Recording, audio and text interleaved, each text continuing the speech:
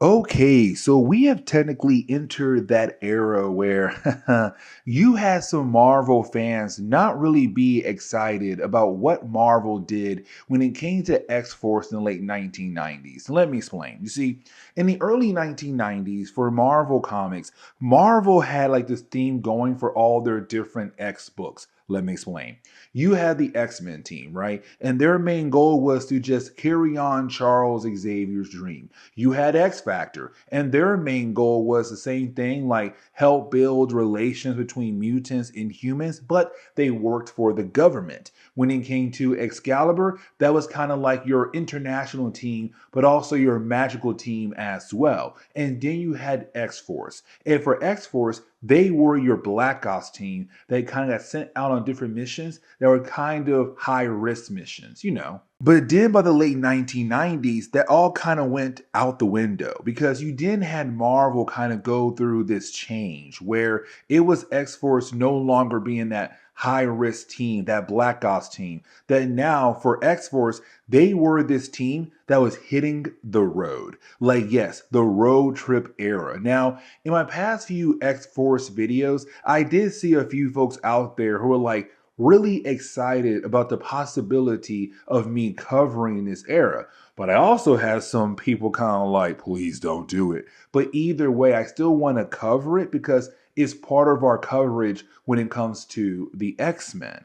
And really, when it comes to issue number 70, it's technically being used as like this transition between the eras because this does pick up right after Operation Zero Tolerance. And I kind of realized something that we weren't covering X Force, X Men, or Cable when we should have when we're covering Excalibur and X Men because we had technically moved on a good portion after Operation Zero Tolerance. But when it comes to X Force, we're still picking up literally right after the event had just ended. And let's not forget that you had some Prime Sentinels go out of their way to capture some of the members of X Force. Now, in the opening pages of the storyline, we do technically see that all the different members who were captured and the ones who were able to get away in the middle of Operation Zero Tolerance are able to regroup because they did take down the commander who was coming after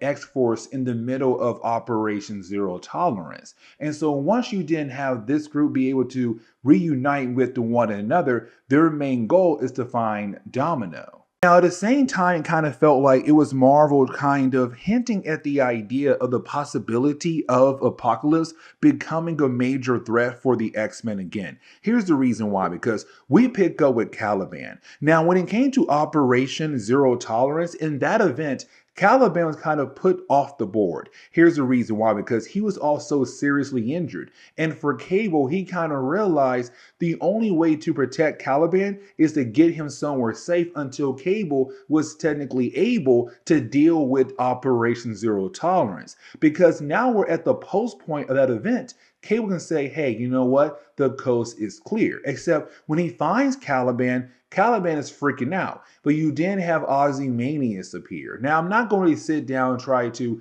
dive into the whole idea of this character. Just know that for Ozymandias, with him putting Cable to sleep and then telling Cable that when you wake up, you are going to believe that Caliban is okay. And here's the reason why. Because for Caliban, he's going back over to Apocalypse by the hands of Ozymandias. And this is a callback to the early days of X Factor comics where you did have Caliban join X Factor, but did he quickly join the side of Apocalypse, where then you had Apocalypse being able to transform Caliban. But either way, Caliban is now heading back over to Apocalypse. Now for Warpath, he was going on a different task the entire time in Operation Zero Tolerance. And let me explain, because for Warpath, he got word that there was somebody else in his tribe that had basically survived the massacre we saw at the very beginning of X-Force comics. And so for Warpath, his main goal was to find this other person to figure out who had massacred his entire tribe.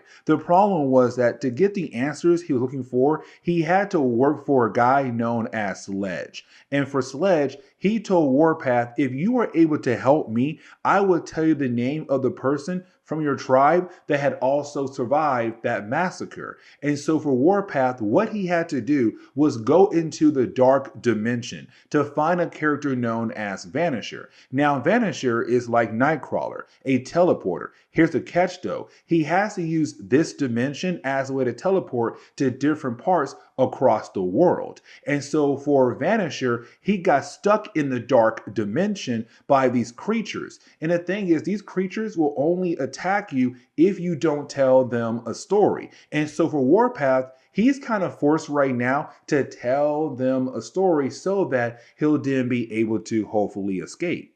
But this now kind of brings us back to the idea of X-Force being able to reunite with one another, because now we're picking up with Domino, who does get picked up by the rest of the members of X-Force. Now let's not forget, when it came to Domino, she was kidnapped alongside with the rest of X-Force, but kind of kept separate from the rest of X-Force. And here's the reason why, because for Domino, we had learned that the commander who was coming after X-Force in Operation Zero Tolerance has some major beef with Domino. Like, she wanted revenge against Domino. And so she kidnapped Domino and had implanted something inside of Domino as a way to affect her and her abilities as well. But either way, for Domino, she woke up in the middle of nowhere, found by some truck driver. And so now you have the rest of X-Force being able to pick her up, and you then have the entire team being able to reunite with Cable. Now, this begins the actual process of, hey guys, let's put X-Force on the road. And it all starts with Cable. Now, for me personally, this makes a lot of sense, and let me explain why. Because for Cable, he was the guy who put the team together. He was the guy who would say, like, you know what, it's time for a different X team. Bam, here comes X-Force. But the problem was that back in Operation Zero Tolerance, you had Bastion being able to access the information that Charles Xavier had on the different mutants that were close to him, all the different members of the X family. And so when it came to X-Force, all their information was leaked over to all the different operatives who took part in Operation Zero Tolerance. Now, yes, you had America say, hey, listen, Bastion, you and your operatives are no longer allowed to work in America and carry out your dream. But the problem is that you still have some operatives who will go out of their way to at least try to carry out the dream that Bastion had placed in front of them, the idea of getting rid of mutants. And so what Cable did was he had created these fake identities for each member of X-Force, kind of help protect them from being found by different members of the Operation Zero Tolerance group. But also at the same time, him saying it's time for us to go underground, to go into technically witness protection. Now, you have some members of X-Force just flat out leave the team, like Shatterstar and Richter. They're off the board just like that. But for the rest of the X-Force who had decided to stay, they tell Cable no. And honestly, they have a good reason why here, because for these young mutants, they already had to hide the fact that they are mutants. Like, when they go out in public, they can't tell anybody that they are mutants. But now you're telling them to hide their true names, their true selves, and everything about them, because there's a possibility of an operative who works for Operation Zero Tolerance could come after them, or the possibility of any other kind of threat. And so it's them saying, no, we want to stay who we are and stay out in the open. We are X-Force. You have trained us and prepared us for anything to come at us. And so we feel like we are technically ready for anything now. Now, for Cable, once he hears that, and you also have Domino say she has to leave X-Force to kind of handle her own business. Once she leaves, you have Cable realize that it's him now completely losing his control over X-Force. And not really in a negative way. It's him saying, like, okay, if you feel like you're ready, then I'm not going to stop you at all. So you have Cable leave. Now, once he does leave, you have X-Force realize what just happened, that they're technically on their own now. There is no Cable. There is no Domino. There is no one really kind of guiding this team like they were being guided in the past by Cable and Domino. And so now the question is, where do they go next? Well, you hit the road to kind of figure out what's next for you and your party. But as we get into X Force issue number 71, we kind of see this transition. And let me explain. You see, some time has passed by. And so now we're picking up with X Force just stuck in the middle of somewhere in Ohio. So we got Sunspot, we got Meltdown, we got Siren, we also have Danny Moonstar, and Warpath is there as well. Now, the idea of Warpath being there, it straight up tells us that he was able to leave the dark dimension and then be able to rejoin the rest of X-Force. But either way, for the Young Mutants, they had a vehicle. Unfortunately, the vehicle had broke down. And so with the vehicle breaking down, they're trying their best to fix it, but they really can't fix the vehicle. Now, luckily for them, somebody does drive by and offer them some help. And they get help from the knockoff version of Shaggy and Velma from Scooby-Doo. Like, you cannot tell me that that's not Shaggy and Velma from Scooby-Doo. But either way, you do have the two characters offer our Young Mutants their help to give them a ride to the next town over.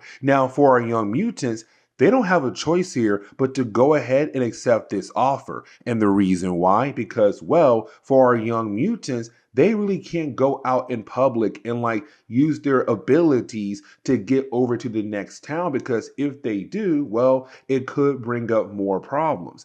Even though technically this is post Operation Zero Tolerance, like I said earlier, you still have some members out there of the organization who will still try to go after mutants. But also the fact the public hates the mutant race, because this is also post Onslaught. The idea the public still had believed that the X-Men, or really the mutant race, had killed off the Avengers and also the Fantastic Four. But in reality, those teams were just put into a different reality, better known as Heroes Reborn. Now, even though at this point the heroes had came back, for the public, they still don't like mutants at all, because Onslaught did cause a lot of damage in New York.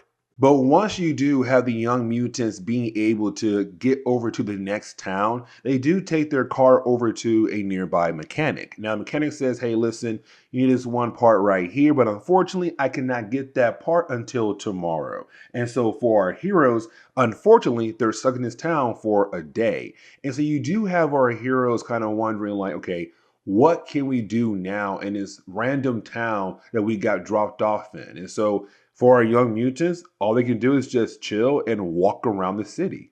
But now we have to shift our focus over to Domino. Now, when it comes to Domino, she was technically also kidnapped back in Operation Zero Tolerance. But when it came to her being kidnapped by the members of that organization, all we saw was they grabbed her, did something to her, and then dropped her off in the middle of nowhere, leaving us wondering like, what in the world did they do to her? Well, we kind of find out that they had implanted some kind of device onto her nervous system. And so when it comes to Domino's body, it's not really being able to react like it used to back in the day. It's not being able to pick up on signals like it used to back in the day. And when it comes to the doctor that Domino went to, she tells Domino, we cannot remove a device because it is so attached to your body. If we try to, you might end up coming paralyzed. And so for Domino, she's basically stuck with the idea of her body not working like it used to before the Operation Zero Tolerance group had kidnapped her.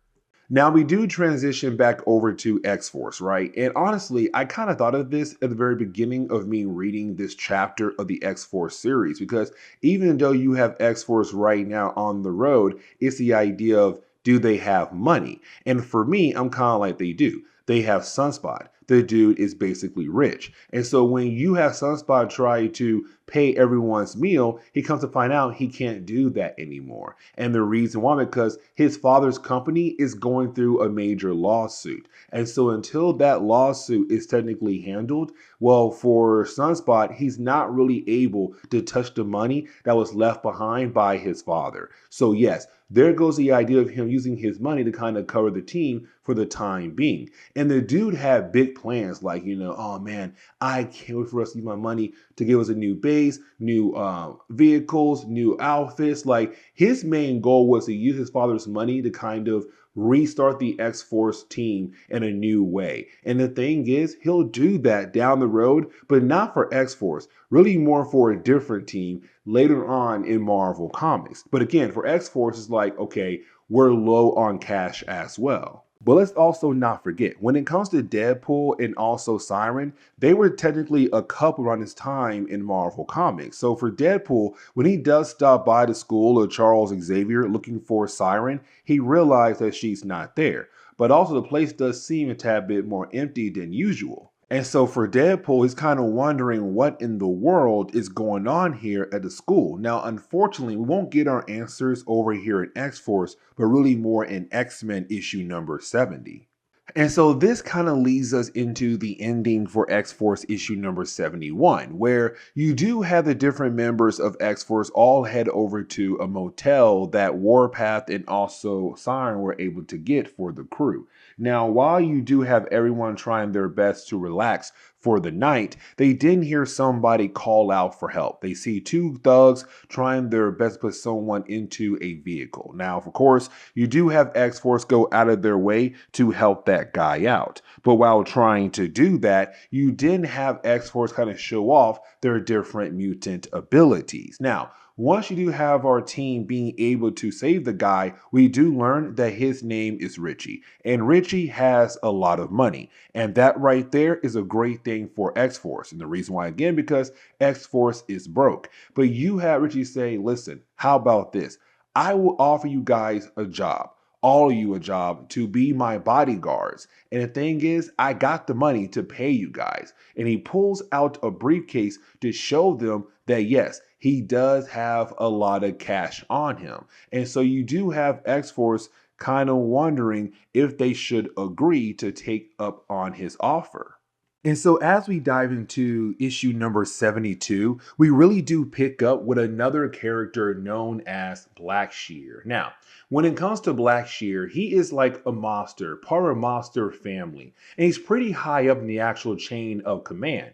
Here's the thing though about Blackshear though. You see, for Blackshear, he's coming after Richie. Now, once he does arrive at Richie's, I say hotel room, he's also confronted by some members of, X-Force, like Tabitha, Meltdown, Sunspot, and also, Danny Moonstar. And so when it comes to Blackshear, he's kind of wondering like, okay, who are these guys, these three people you have placed in suits? Now, of course, for our young heroes, they do kind of show up the fact that they are mutants and they do have different range of abilities. Now, for Richie, what he had told X-Force is a complete lie. And let me explain. He told X-Force that technically he's on the run because there are people who are after him who are trying to use him as a way to get to his father. But in reality, that's not the case at all. The thing is, Richie owes somebody's money. Matter of fact, Blackshear's boss. And so Blackshear says, hey, listen, I'm just here to tell you, if you don't pay that money back, sooner or later, the big man will come after you his own self. Now, for X-Force, they're very upset about the idea that they were lied to by Richie. Now, for Siren and also for Warpath, they're not with the rest of X-Force. In matter of fact, when it came to Warpath, let's not forget that he had found some evidence that there's one other person from his tribe that is still alive. And so you technically have the two right now heading that way over to find this person. Now, for Warpath, he's having this dream that everybody around him just ends up dead. So, of course, it begins to kind of scare him a tad bit. But the reason why I'm bringing this up right now, because when it comes to X-Force issue number 71 and issue number 72, there is a Deadpool storyline that takes place between these two issues that we're going to cover in a separate video down the road. But either way, it's Siren right now trying her best to be there for Warpath, like he was when it came to her realizing that she is an alcoholic. Now, for our young heroes, you do have them be able to find this person that Warpath is looking for, and that would be Michael Whitecloud. Now, when they find Michael Whitecloud, they're like, hey, listen, we're not here to hurt you, we're not here to attack you, and actually, we're here to talk to you about what happened to your tribe. It's me, Warpath, you knew my brother, Thunderbird. And so once you have Michael realize who he's talking to, he begins to calm down. But first, we have to transition over to, well, Domino. Now, when it comes to Domino, it's really more of her at the moment just at a bank trying to collect a few things she needs to kind of help her travel across the world. Now, while she's trying to do that, you didn't have some bank robbers begin the process of trying to rob the bank. The problem for Domino is that she's kind of wondering if she should step in because what Operation Zero Tolerance did to her, she's kind of wondering if she's actually up to the point where she can take on a few bank robbers without the possibility of getting herself killed or somebody else killed in that bank as well. But now we have to shift back over to Richie. Here's the reason why, because you now have Richie giving our heroes another story to hopefully kind of get them to stay by basically saying like, okay, so here is the 411. I borrowed some money from this monster. The money I had borrowed was supposed to be used as a way to help me make a short film. Once that short film had made some money, I was going to then pay that guy back, but then use the money for my own personal gain. Now, the problem is that right now, he is unable to make that short film. And of course, this powerful guy wants his money back. Now, you then have our heroes ask Richie, why in the world did you not ask your father for some money if your father has the money? And he says, listen, my dad had disowned me. And the reason why, because I didn't want to follow the path he laid out for me. I want to follow my own path, which was making movies. And so that's why I borrow money from this powerful guy. But hear me out. If you guys are able to protect me long enough to allow me to finish the movie, I can then pay the guy back and everything should be a-okay. And you do have the different members of X-Force kind of agree to help him out. But I kind of want to go back over to Michael. Here's the reason why, because with Michael, we kind of begin the process of learning a tad bit more about what happened to, well, Warpath's tribe. And we learn here that from Michael, he met a guy known as Lucius DeWitt. Now, when it came to Lucius DeWitt, he was working for a very powerful organization that had this project known as Project Stepladder. Now, the whole idea of this project was to introduce this mutant genetic virus into lab animals, but also their human subjects as well, like convicts, runaways, and women who had no idea that they were pregnant. Now, we don't get the full idea why, but when it came to Michael, what he wanted to do was expose this project. And so he began to work with Lucius. The problem is that because of him trying to expose this organization and their project, it followed him all the way back home to the reserve, where of course the entire tribe was at. And so when it came to Michael, when he came back home one day, he saw the entire tribe just on fire. The entire home of his tribe just being burned down by this death squad, that was sent by this powerful organization. Now, when it comes to Warpath, he still wants answers. He wants to know, like, what is the name of this powerful organization that went out of their way to basically wipe out our entire tribe? The problem is for Michael that every single time he tries to remember, his head begins to hurt. And so when you have Warpath kind of force the idea of him thinking really hard to remember the name of the people, well, his head explodes. So of course, for Warpath, he's unable to get the answers of the organization that had killed off his tribe. But on top of that, for Warpath, that was the last person from his tribe that had just died in his arms. So of course, for Warpath, it continues the idea that he believes that everyone around him just ends up dead. Now, we also learned that for Warpath and also Siren, somebody is watching him very closely.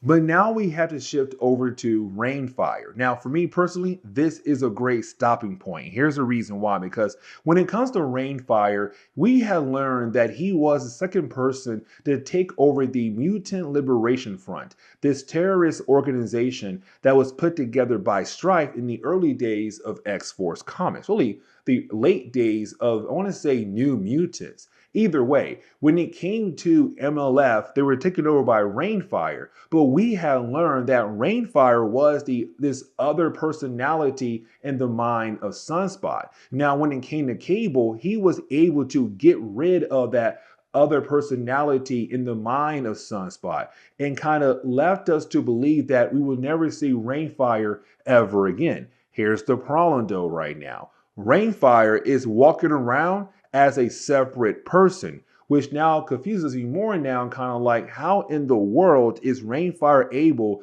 to be his own person if he was supposedly this other personality of Sunspot, which also means that now his main goal is to find his, well, other self.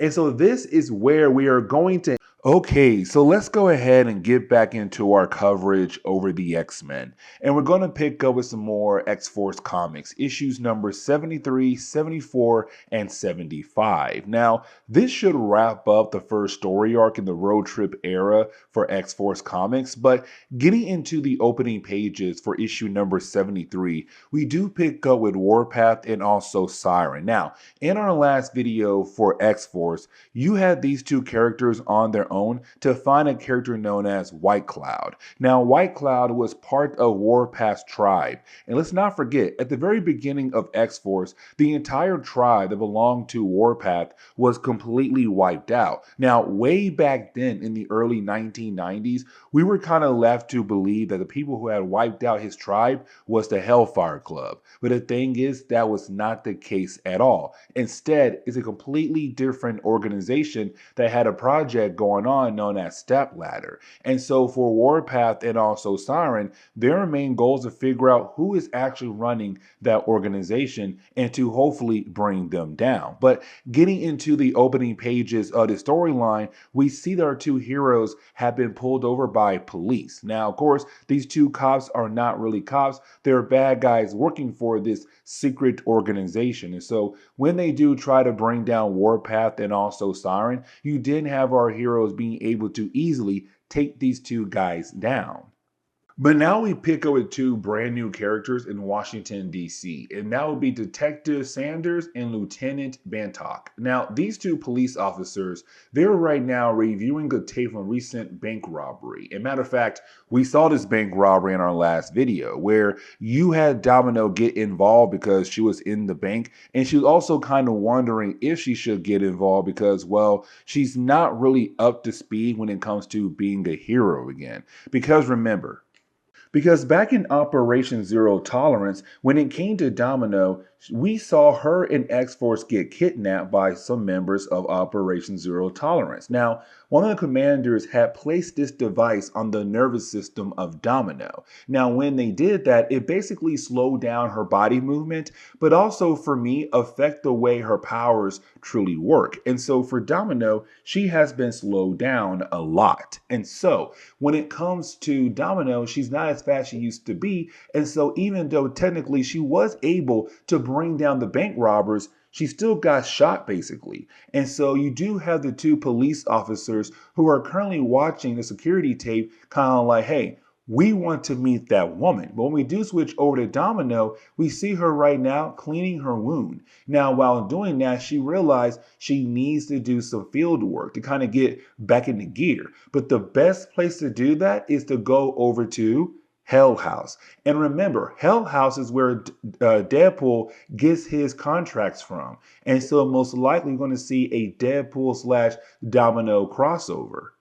But now we switch back over to Kansas. Now, when we do, we pick up with a character we have not really talked about. And the reason why, because I had technically skipped over that particular chapter of X-Force Comics. But this guy is right now trying to also hunt down Warpath and also Siren. Now, he finds the two guys who were pretending to be police officers and informing his higher ups like, hey, I found your guys. they basically failed, but don't worry, I will continue on to hopefully find our two targets.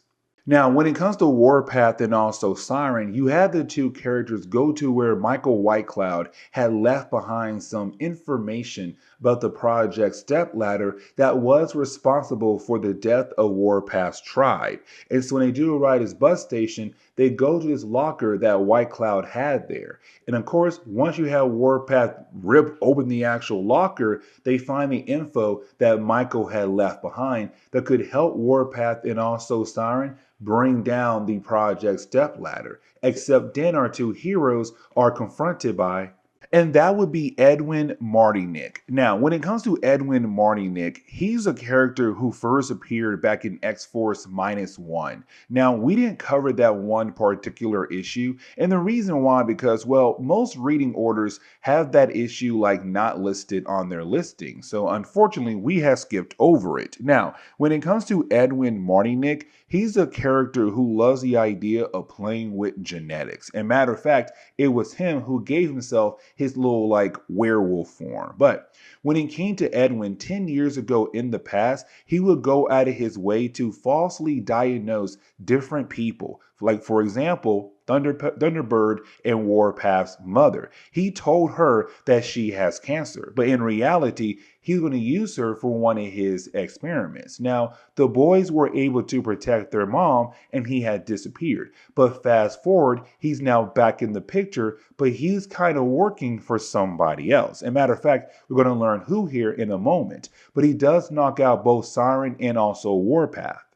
But I kind of want to go ahead and switch over to the rest of X-Force. Here's the reason why, because we're now going to begin the process of the possibility of Meltdown and Cannonball breaking up. Let me explain. You see, right now you have the rest of X-Force on their own, just at a diner minding their business. But for Meltdown, who's aka Boom Boom, she's writing a letter to her boyfriend Cannonball. Now, in the early 1990s, Cannonball and Meltdown got together, and they both were on X-Force, and they had a strong relationship. But when you had Marvel take Cannonball and move him over to the X-Men, well, unfortunately, their relationship began to kind of fall apart. And so for Boom Boom, or Meltdown, she believes that she's at fault for what's happening in their relationship. But you have Sunspot come in and say, no, dude, Cannonball should be happy because he's lucky that he has a girlfriend like you. But it's also the idea of the possibility that you're going to have like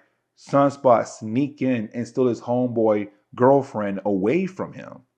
But we also have to remember that there's somebody else right now chasing after the rest of X-Force. It's the idea of the possibility of Rainfire. And I will talk more about Rainfire in the later part of this video. For the folks out there who want to know more about his character, just know that Rainfire is heavily connected to Sunspot. But for this chapter, I kind of want to go ahead and switch back over to Warpath and also Siren. Because this is where we learn how in the world Edwin got back in the picture again 10 years after the X-Force storyline. Because for Edwin, he met one particular character. That one character is no other than Strife himself. Now, when it came to Strife, he wanted somebody in his back pocket to basically help with the idea of bringing in the next step of man evolution. And so when it came to Edwin, he was that guy. All he had to do was use the resources that Strife left behind, like, for example, a Zero android. Now,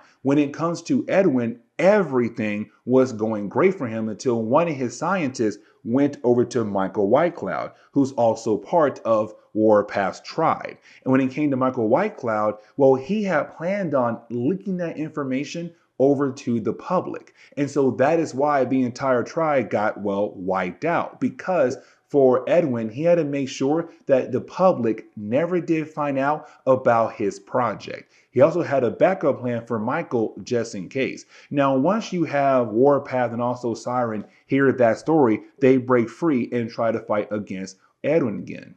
But the battle is very short-lived. And the reason why, because when it comes to Edwin, he's able to inject chemicals into the body of Warpath. With those chemicals, it makes Warpath's heart speed up 10 times faster than normal. Now, for Siren, she was able to take down Edwin. But the problem is that now she's kind of wondering, Can she save the life of Warpath? Or is he going to die like his brother did in the early days of X-Men comics? Now, let me just say that when it came to X Force issue number 74, I didn't really believe it would go in this kind of direction. And you'll see what I mean here in a moment, because as we get into the opening pages of this chapter, we're really picking up with Siren trying to save the life of Jimmy, who's technically right now on the verge of death here at the moment. Now, let's not forget that in the early days of not only the early days, one of the mid days of X Force comics for this series, well, for Warpath, he had a crush on Siren. And even though at first it was him trying to just be there in her corner as she battled the idea of being an alcoholic, over time, he began to kind of fall in love with her, but she did not love him back. She technically friend zoned him. But once he had moved on and found somebody else, that was when she kind of began to show that she may have feelings for him. Now, let's not forget, because at the same time for Siren, she's also kind of with Deadpool as well. But either way, it's her at the moment trying to save his life. Now, this is where the story kind of surprised me, because we do switch over to Warpath, right? And for Warpath, he's technically in hell at the moment. But here's the catch, because while being in hell, at first, he does not believe that technically he is in hell. But then he's confronted by, well, his mother. Now, of course, we already know this is not his mother. And matter of fact, you have his mother begin to change into what could be a demon, but some kind of creature. And really, all the different people who was around his fake mother, they also begin to change as well. And so now you have Warpath technically fighting for his life. But then he's confronted by strife. And so we do get the idea that, yes, when it comes to Warpath, he's technically in hell. Now, when it comes to Strife, he says his goal is to use Warpath as a way to come back to life. But now this leads us over to the rest of X-Force. Now, for the rest of X-Force, they're just waiting for that call from, well, Warpath and also Siren. The problem is that the call is not coming in. So for Danny Moonstar, she begins to get worried about the other two characters. Now, when she does walk outside, she's then confronted by a Valkyrie. Now, when it comes to Valkyries, as we all know, they have close connections to, well, Asgard. But this Valkyrie is here to inform Danny Moonstar and also the rest of X-Force about the soul of Warpath that is currently in hell. And her goal is to lead our heroes into hell to save the soul of their lost friend from being tormented for, forever, because again, it's hell. And so you do have our young heroes like Sunspot, Boom Boom, and also, well, Danny Moonstar agreeing to go into hell to hopefully save the soul of their lost friend Warpath. Now, for Siren, she has no idea that the guy she loves right now, or guy she likes at least, his soul's in hell at the moment. And so in the other place, it's just her right now trying her best to bring him back to life. Now we get back over to hell, right? And when we do get back to hell, I want to point out two things here. The first is that you have Strife claiming the fact that he is the reason why Warpath is the way he is. Because now we know that Strife technically had the hand in the idea of Warpath's tribe being completely wiped out. Is Strife saying that when that event happened, you turn yourself into the Warpath character. It was the rage, the anger that you had felt because you had lost your tribe that led you down the road into becoming the man you are today, better known as Warpath. Without me, you would not be who you are right now, and most likely from the friends you have in your current state. But it's also Strife saying, like, my goal is to use your soul, use your body as a way to be a host for me, to take me out of hell and back onto earth again. And so while your soul stays behind, my soul should be able to replace your soul in your body. And once that is done, I would then go out of my way and kill off every single person that you care for and love. Now we do switch back over to a character known as Richie. Now for Richie, he appeared in our last story arc. He was this guy who hired Boom Boom, Danny Moonstar, and also Sunspot to be his bodyguards. And the reason why, because, well, he took some money from a guy who gave him some money to make a short film that should have made a lot of money. The problem is that for Richie, he borrowed that money from a gangster, and on top of that, he did not make the film yet. So that gangster wants his money back. And of course, for, well, Richie here, he can't do that. And so he hired our three characters as bodyguards to protect him until he is able to make the film to pay the guy back. The problem is that those three characters had just left and went into hell to save Warpath's soul. Now, here's the thing though, because you do have some gangsters who work for that one particular guy find Richie and begin to beat down on him. But then at the very last second, he is saved by Rainfire. And remember, for Rainfire, he's coming after Sunspot. That's all you need to know right now for this chapter so that we can go ahead and switch back over to Hell. But I want to go ahead and switch over to Siren. And because for Siren, like I said earlier, she was somebody who had technically friend zoned Warpath, even though Warpath badly wanted her. But of course, he got friend zoned. But it's her right now crying and trying her best to save his life by doing CPR. Again, she has no idea the other X-Force members have gone to hell to hopefully save Warpath's life. But it's her crying out to him, and he can hear her cries from hell. Now you do have Blackheart appear. Now when Blackheart does appear, we have to remember that technically he is the son to Mephisto, but in some Marvel comics he is not. And the reason why there's such confusion around the idea of this character is how he was brought into the world of Marvel comics by the hands of Mephisto. But when it comes to Blackheart, he is working with Strife. Now, for Strife, he then finds out that Warpath has some backup, some members of X-Force, Meltdown, Sunspot, and Danny Moonstar. Now, for our young heroes, the battle does not go in their direction. What I mean by that is you have Strife being able to easily bring down Danny Moonstar. Now, when it comes to Blackheart, he begins to mess with Meltdown and also Sunspot. You see, for Meltdown, he begins to bring up all her past mistakes, and of course, it begins to hunt her mind. Now, for Sunspot, it's a tad bit different. He slowly turns Sunspot into a demon, but you then have Sunspot being able to fight through what Blackheart was trying to do to his mind, but also help Meltdown to fight through his mind games as well. Now, there's also another example of the idea of possibly Bobby getting with, well, Meltdown. Now, for me, technically, I kind of hate the ending of this chapter. And here's the reason why. Because you have Warpath just had enough watching his friends be beat down by Strife and also Blackheart. But also where the Strife is talking about the people he cared for. And so you have Warpath being able to just defeat Strife. Yes, you heard that right.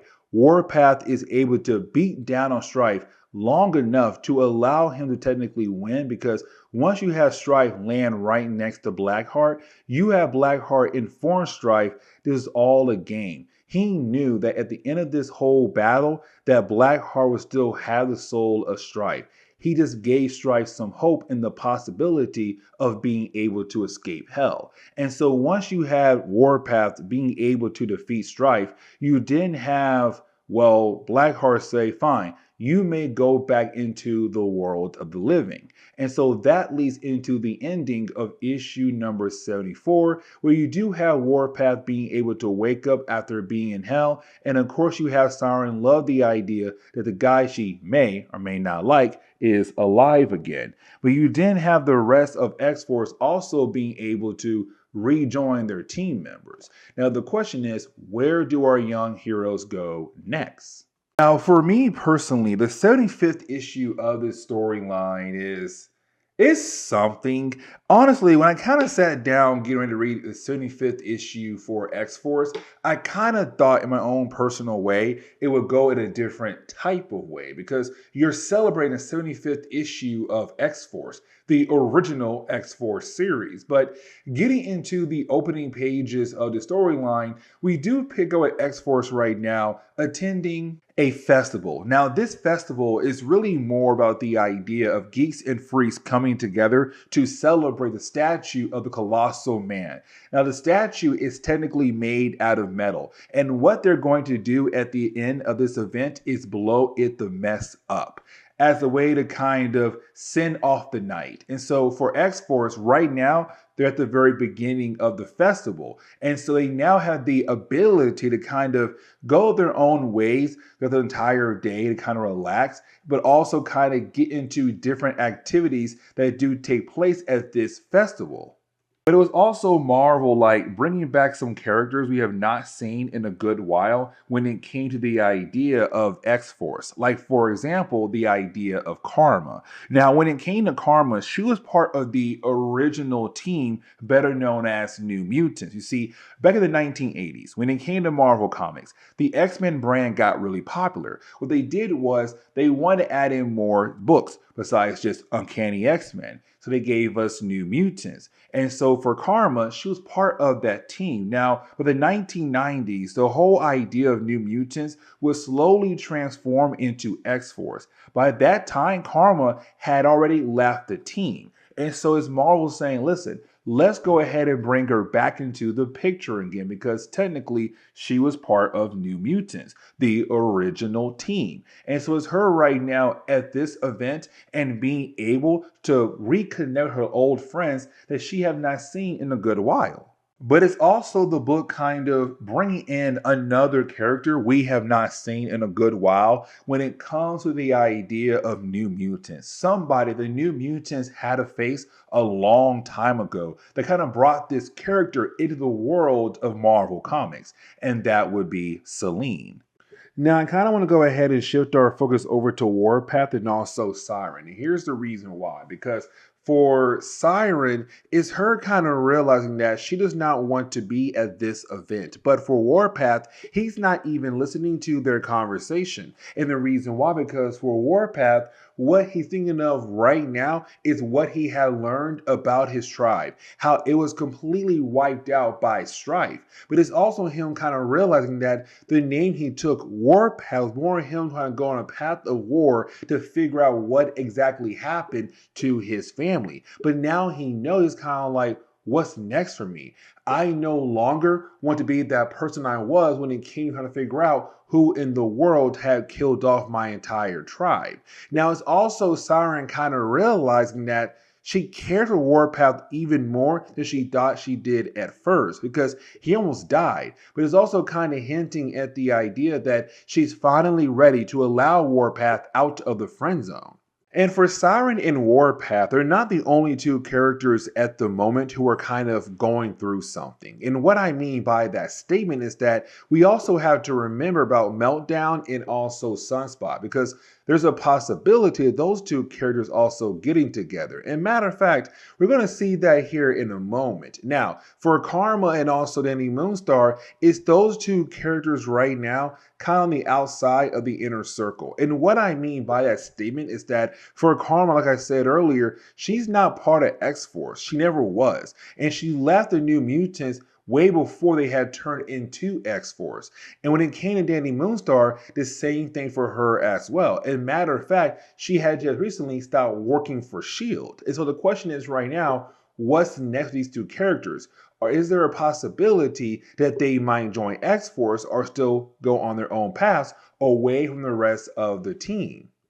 Now, we do get another page where we do see that Rainfire is there as well, watching Sunspot very closely, but he's not technically ready to make his big move against our hero. But he also had brought somebody else with him, and that would be Locust, who had worked for him in the past. But right now, these two characters, they're just continuing to watch Sunspot from the distance. Now, I kind of want to go ahead and skip forward to Danny Moonstar having this conversation with Warpath. And here's the reason why. Because for Danny Moonstar, it's really more her trying to help Warpath out. And let me explain. Because for Warpath, he kind of feels like that he has now begun the process of forgetting what his family was like, how his mom sounded like, what his brother did in the past, or his father. And when it comes to Danny Moonstar, she has the ability to dive into your mind and pull out different images from your past are still stored in your mind and bring them to life.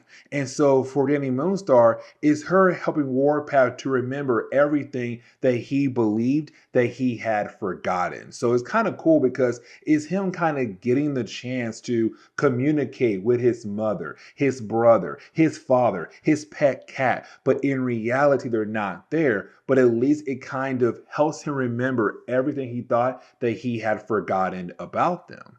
Now, for a brief moment, we do actually see Sunspot and Meltdown kiss. And let's not forget, Meltdown is still dating Cannonball, who's with the X-Men. And Bobby, Sunspot, is Cannonball's best friend, which also means kind of like both sides are kind of, man, playing the wrong side of the field here at the moment.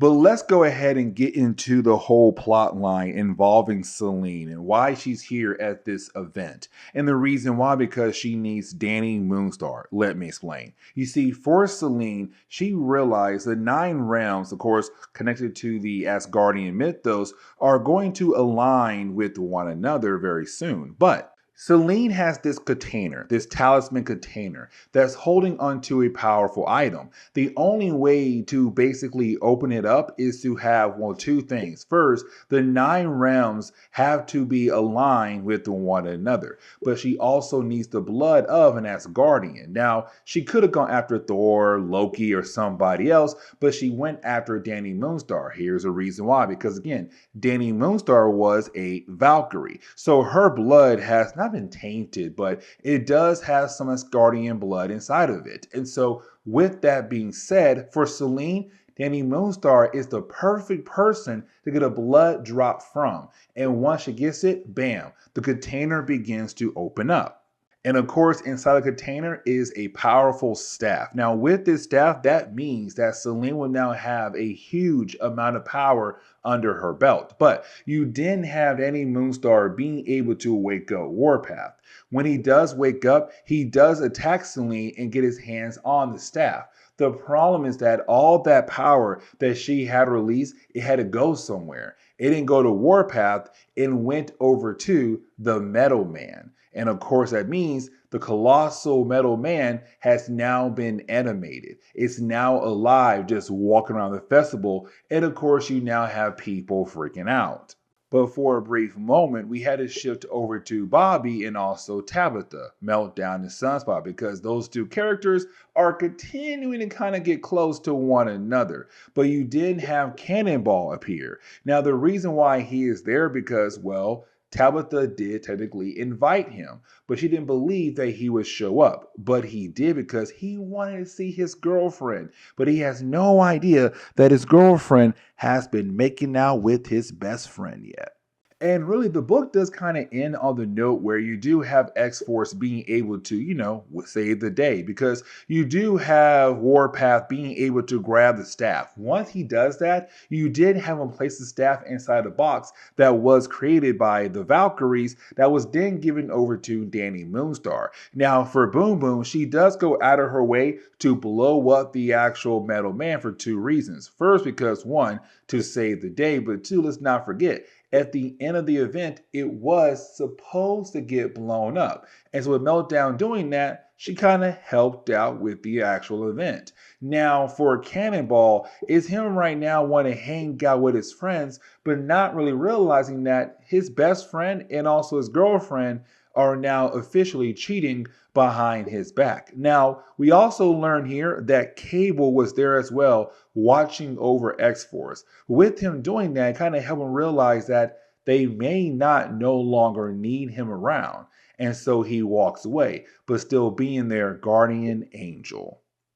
Okay, so I kind of want to go ahead and get back into more X-Force comics, which also means that we got to pick up with X-Force issue number 76 and issue number 77. Now, the only reason why we're covering 2 issues for today's video is because the next story arc deals with Rainfire. And I kind of feel like that story arc right there should be its own video for down the road when it comes to our coverage over the X-Men. And so today, we're only covering 2 issues that are technically one-shot storylines, but also the first chapter, issue number 76, it really does kind of push a certain storyline forward involving Cannonball, Boom Boom, and also Sunspot. You see, in the 1990s, when it came to Marvel Comics, you had all these different X books, right? But with all these different X books, you also had all these different relationships. You could find at least one relationship going on in each of the X books. Jean Grey and Cyclops, Polaris and Havoc, Captain Britain and Megan, Husk, and also Chamber. But you also had Cannonball and Boom Boom. Now here comes the problem, because in the mid to late 1990s, you had Marvel take Cannonball and push him over to the X-Men, which of course began this whole like rocky road for the relationship, because now these two characters were on two different complete teams. They weren't not really able to see one another because they all had their own missions when it came to being the X-Men and also X-Force. And so with Boom Boom, she kind of felt lonely. She kind of felt like their relationship was no longer going in the right direction. And so in our last story arc, while you had X-Force trying to celebrate at this huge festival, well, she kissed Sunspot, and that is Cannonball's best friend. Now, she forgot that she had invited Cannonball to the big event in our last story arc, except when he arrived, they had just finished kissing. And so they're kind of wondering, like, should they tell him that they had kissed? Here comes the problem though, because with Cannonball, he kind of feels like he should rejoin X-Force, because with everything going on with the X-Men at this time, he kind of feels like he's more at home with X-Force rather than the X-Men. But the problem is again that they still have not told him that they had kissed. And so it's kind of like this big secret until the ending of the first chapter, issue number 76. Now we have to switch over to Domino. Now, when it came to Domino, she was one of the few people that had officially left X-Force behind. And the thing was, back in Operation Zero Tolerance, where you had X-Force get captured, when it came to Domino, one of the commanders who was trying to get revenge against Domino had placed this device on her nervous system in her body, which of course now slowed down her reaction time. And so she's not as fast as she used to be when it came to fighting against different opponents. It also kind of throws off her luck powers as well. And so for Domino, what she's trying to do is get used to the idea of her new reaction time, but also kind of making sure that she'll still be ready for the field anytime she gets attacked. And so what she did was she went over to Hell House. As we all know, Hell House belongs to this guy known as Patch that we have seen in Deadpool comics, where different mercenaries go to collect contracts. And so when it comes to Domino, she got a contract. And that contract is to go after a certain crime lord. Here's the catch though, because to get close to that crime lord, she has to fight through this tournament that's taking place on a boat in the middle of Gulf of Mexico. Once she does win the tournament, she should be able to become this crime lord's personal bodyguard, but in reality, capture him and take him over to whoever hired her to complete the contract. Here comes the problem though. Well, two problems. First, this whole entire underground tournament that does take place on the boat in the middle of the Gulf of Mexico, yeah, it's being run by Arcade. As we all know, Arcade loves the idea of building up all of these amusement parks that are basically built to kill people. He's also a mercenary, but right now he's running this underground tournament. Here comes the second problem. Her final opponent is Shatterstar. And so we're kind of left to wonder, how in the world did he get involved in this underground tournament? And we learned that it's because of Richter, his best friend, because we do learn here that when it comes to Arcade, he had kidnapped Richter. So right now, he's forcing Shatterstar to fight against Domino as a way to hopefully free Richter. Now, there is another reason why, and we do learn at the very end of this chapter, but getting back over to Meltdown and also, well, Sunspot, you can clearly see, when it comes to Tabitha, aka Meltdown, that she's being very awkward around Cannonball. But the problem is, for Cannonball, he's not really able to pick up on the idea of what's going on between him and also Meltdown. He still feels like their relationship is pretty strong. And so he does kind of continue on but thinking that, but in reality, it does seem like they're about to break up very soon. But we can kind of go ahead and shift back over to Domino, who's fighting against Shatterstar. Now, the battle does not really take that long because for Domino, she knows how to fight against Shatterstar because they were teammates over the years. Now, for Shatterstar, he should also be doing the same thing that Domino is doing right now, knowing the moves that she would make to help him win, but he's not doing that. And so for Domino, she's able to remember all the different tricks, but also knows how he fights to allow her the chance to win the battle. Now, once she does win the battle, of course, that means she now wins the tournament, and RK can now allow her to meet the Crime Lord that she's technically here for. And so once she does meet the Crime Lord, she arrests him and takes him away to complete the contract. Now, we also learn like another reason why Shatterstar was forced into this tournament. Arcade is working with Mojo, and let's not forget, when it comes to Shatterstar, he's from the Mojoverse, and so it does seem like for Mojo, he wants to know how Shatterstar is doing on Earth, and to him, it seems like Shatterstar had begun to get a tad bit soft. He's no longer that rough character we saw at the very beginning of X-Force comics. Now, this particular chapter does end on the note where you do see Boom Boom and also Sunspot once again kissing one another, and of course they do get caught by Cannonball. Now, for Cannonball, he wants to know like, when in the world did it start between them? And of course they do tell him like this all began a while back. Now, when it comes to Cannonball, of course the dude is upset because it's his girlfriend right now kissing his best friend. Like, how else should he possibly feel here? And so with him kind of seeing this, not kind of, he does see it full on, he basically just runs away. He flies off. And so you did have the rest of X-Force kind of wondering like, hey, where in the world Cannonball is going to? And you don't have Sunspot nor Boom Boom inform the rest of the team like, oh, he left because of us. And so now we're kind of left to wonder, how is Cannonball going to deal with the fact that he just lost his girlfriend to his best friend? Now, the next chapter we have to talk about takes place in X-Force issue number 77, and this storyline is called The City of Lost Children. Now, for me personally, I kind of love the title of the storyline, and really, it's not a bad story. It's pretty good for a one-shot storyline, but getting into the opening pages of this one single issue, we pick up with two young children, one known as Mary, the other one known as Johnny. Now, in the opening pages of the storyline, we kind of get the idea these two characters are like very close to one another. But when it comes to Johnny, he is a mutant. So we see Johnny in the opening pages just trying to show Mary his abilities. Now, when we do kind of move on to the next section, it's now 1 week later. And we see the body of Johnny had just been discovered in the middle of the road by the police. Now, we kind of get the idea here that for the police, they don't really care for Johnny because the possibility that he is a mutant. But we also learned that for Johnny, he had disappeared 3 days ago. So the question is now, what happened to Johnny? We also learn here that for Johnny, he's not the first child to disappear, then reappear as a dead body. Now, before we're able to get any kind of answers, we do see a few SHIELD agents arrive out of nowhere to take over the scene of the crime.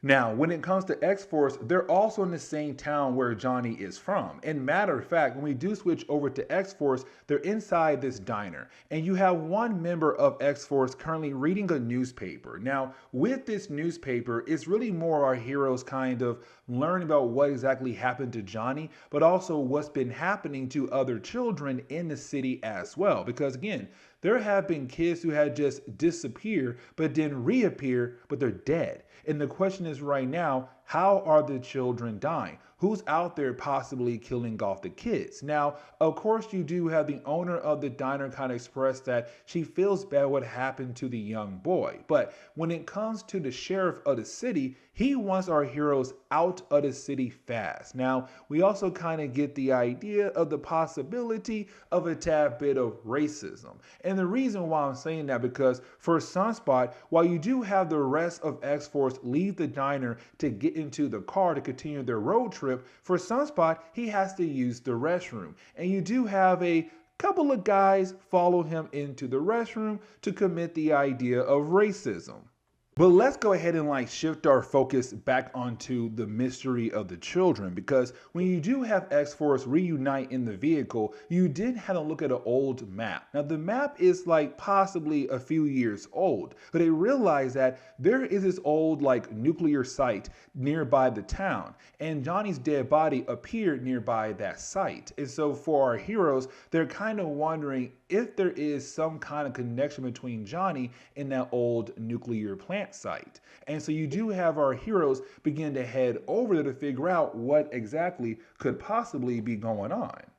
Now, we do have to shift over to Mary, because for Mary, we see her right now with her parents at the doctor's office. Now, we do learn here that for Mary, she's been having these headaches. The reason why, because she is a mutant. She has the ability to read other people's minds. And so when it comes to Mary's parents, they were kind of freaking out and took her over to the doctor's office. Now, with them doing that, the doctor really can't explain like what's going on with Mary, but he does kind of realize that there's something going on with her and kind of hinting at the possibility that she is a mutant. And so now we kind of get the idea here that every single child that had been disappearing in this town, they were mutants. So now the question is, what's going to happen to Mary? Is she also going to end up dead? In matter of fact, when it comes to Mary, she reads the mind of, I want to say her mother, and her mom's right now freaking out about the idea of the possibility of Mary being a mutant, but also end up dying. And so with that, you have Mary freak out and she leaves the doctor's office without her parents.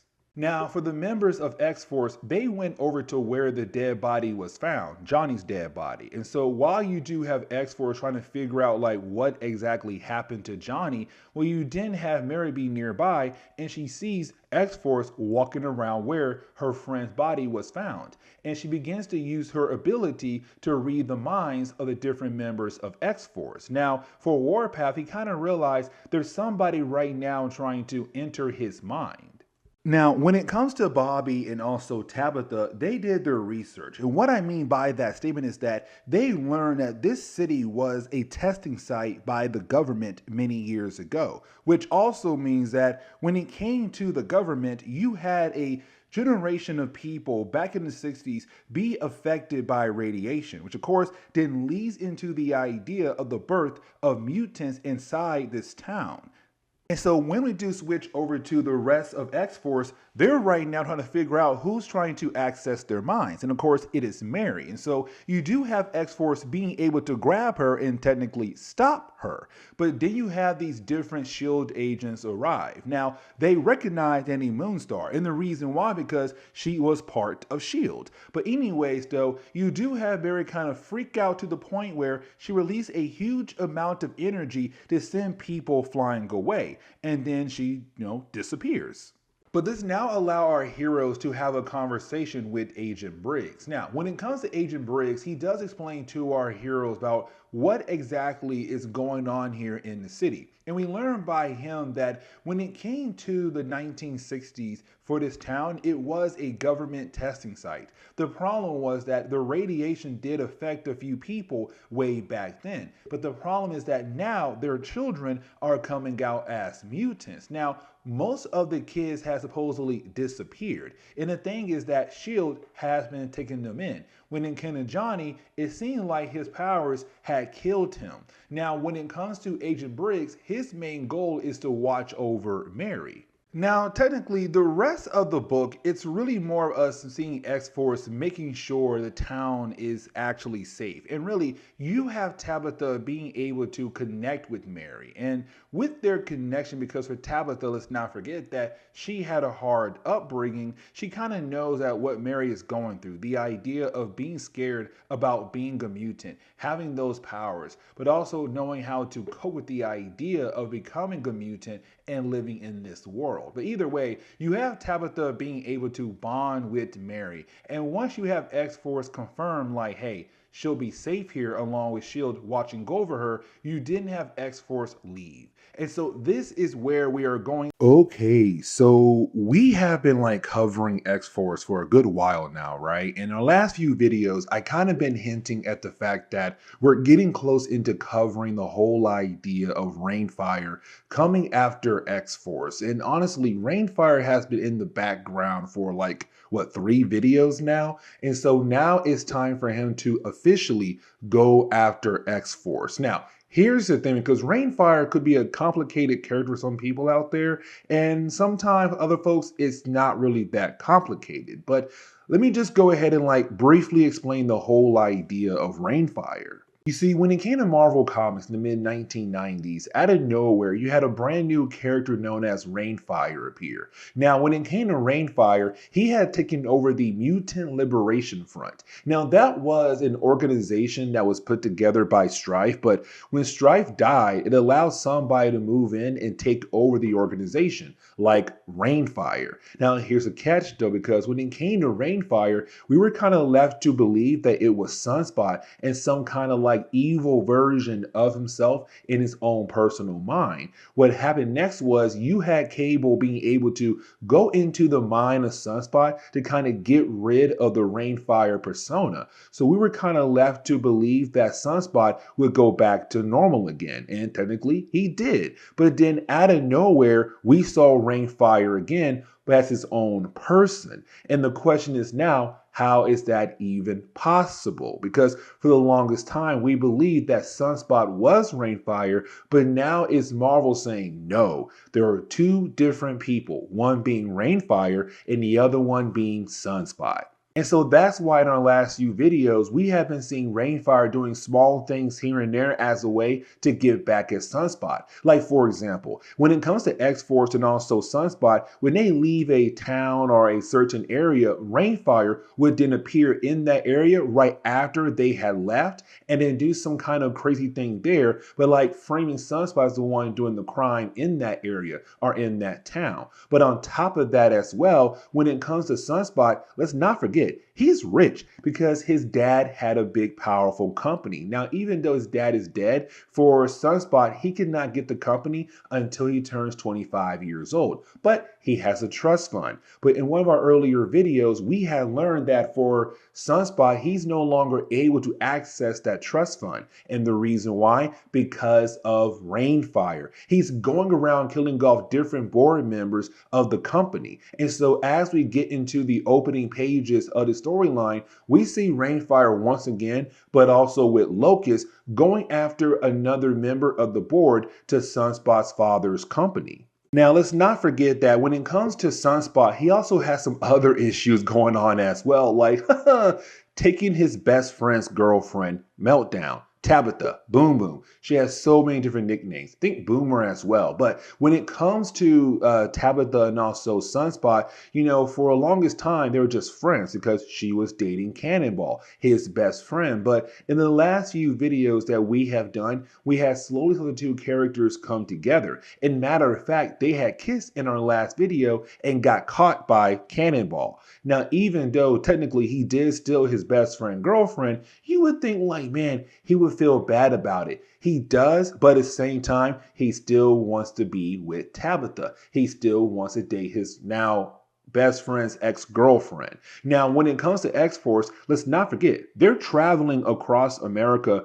for the moment because they had officially moved away from Cable and trying to figure out like what is their actual next move. And so we do learn for our heroes that at the moment, they're staying with Skid right now at her college apartment. Now, Skid is an old character. As a matter of fact, we had talked a lot about this character when it came to our coverage over X Factor, because when it came to Skid, really, you know what, scratch that. When it came to X Factor, at first, you had the original 5 X-Men come together to carry on the dream of Charles Xavier, because for the first X Factor team, they had believed the X-Men team at that time was technically evil because they were working with Magneto, not knowing Magneto was a good guy at that point in time. But anyways, for X Factor, their main goal was to carry on Charles Xavier's dream. And so with them doing that, they also went around and gathered different young mutants to begin to train them, like Fire Fist and also Skid. Now, here's the thing, Fire Fist and Skid, they did date one another.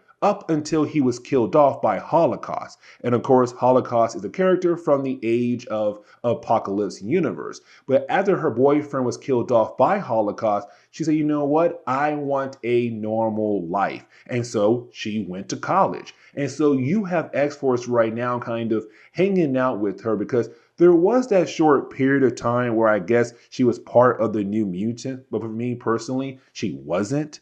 But now we switch over to Danny Moonstar. Now, for Danny Moonstar, she was never part of X-Force technically, and let me explain. You see, for Danny Moonstar, she was part of the New Mutants team, and when it came to New Mutants switching over to X-Force, she left right before that had officially happened. And then for her, she had joined S.H.I.E.L.D. Now, while being with S.H.I.E.L.D., she had to go undercover and work her way into the Mutant Liberation Front.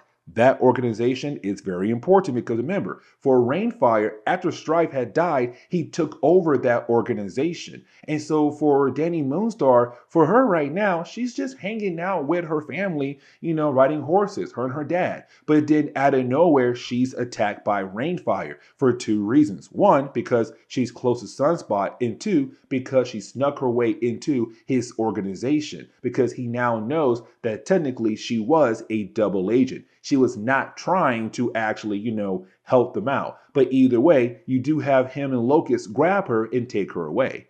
And because that had happened where her parents live, for the rest of X-Force, they have no idea what happened to her at all. And so when we do switch over to, well, Bobby and also Tabitha, they're having an argument. And this is right here a perfect example of someone being a bad friend. Because again, let's not forget, he stole his best friend's girlfriend. And so now he's upset with the fact that she's having a hard time adjusting to the idea of dating her ex-boyfriend's best friend. And he's right now trying to add pressure on her. And I'm kind of like, bro, at least she has some common sense. What about you? Why are you being such a jerk right now to her? But also the fact like he stole your best friend's girlfriend. But either way, he does give some space to kind of think about what she wants. Does she want him or does she want Cannonball? But let's not forget about, Rainfire here, guys, because when we do switch over to Warpath and also Siren, they're hanging out with one of the roommates of a Skid. And so while they're hanging out, well, out of nowhere, this portal opens up. You have Locust grab Siren and try to disappear. Now, for Locust, she didn't realize her portal did not close all the way. And so for Warpath, who saw his friend get taken away, he also jumps into the portal, but not as a prisoner, as someone trying to save his friend's life. And when it comes to Rainfire, he said, you know what? It's now time for me to go ahead and attack Sunspot full on. So while you have Sunspot just out there chilling, playing soccer with some guys he met at the college, well, out of nowhere, one of those guys he met gets killed off by Rainfire, just burned alive just like that. And then you have Rainfire try to attack Sunspot. Now, because Rainfire is technically right now more powerful than Sunspot, he's able to absorb all the energy Sunspot has and add it to himself. Now, Boom Boom and Skid are there, but they're not powerful enough to take Rainfire on their own. So, of course, they also get defeated, allowing Locust to grab Boom Boom and also Sunspot. Now, for Skid, she was not part of the plan. But because she was there, unfortunately, she's now involved in this crazy storyline. But either way, you now have Rainfire having almost.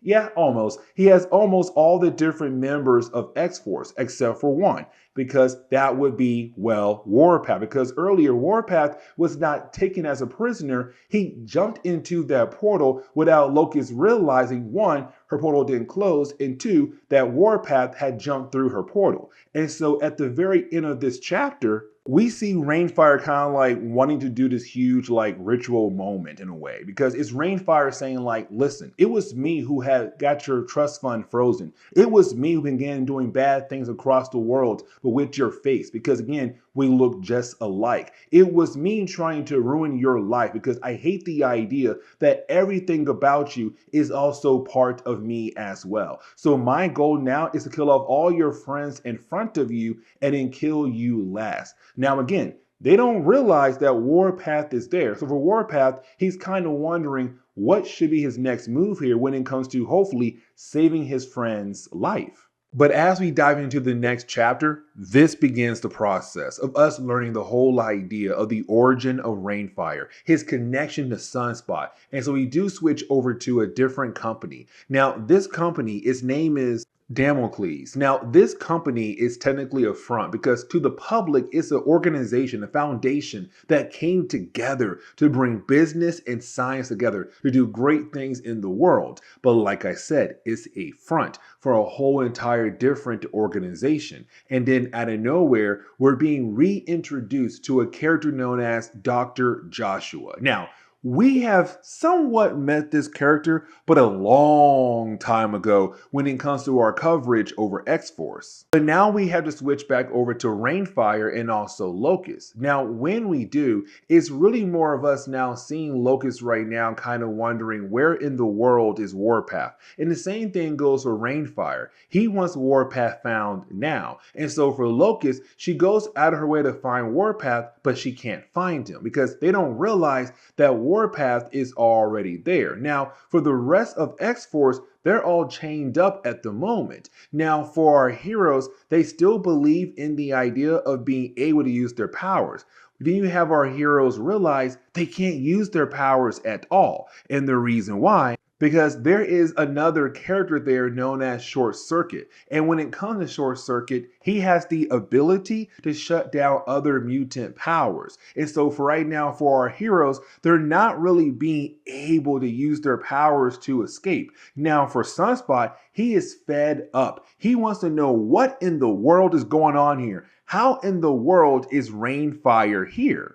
So you have Rainfire begin to explain a few things for us. Now, when it comes to Rainfire, it's him saying like, listen very carefully here. You see, when it came to you, Sunspot, you believed that you were evil. And technically you were, but you were being controlled by me. You see, for Rainfire, because him and Sunspot are so connected to one another, it allowed Rainfire the ability to control the mind of Sunspot, to make him be evil. And so when it came to the rest of X-Force, including Danny Moonstar, when Locust said that Rainfire comes from the future, that was a lie. And the reason why, because for the X families, they have met so many different characters from different points in time, different points of dimensions. And so it's very easy to make them believe that somebody could possibly be from the future like Rainfire, but that's not the case. Now, the next page kind of gives us more information about Rainfire, because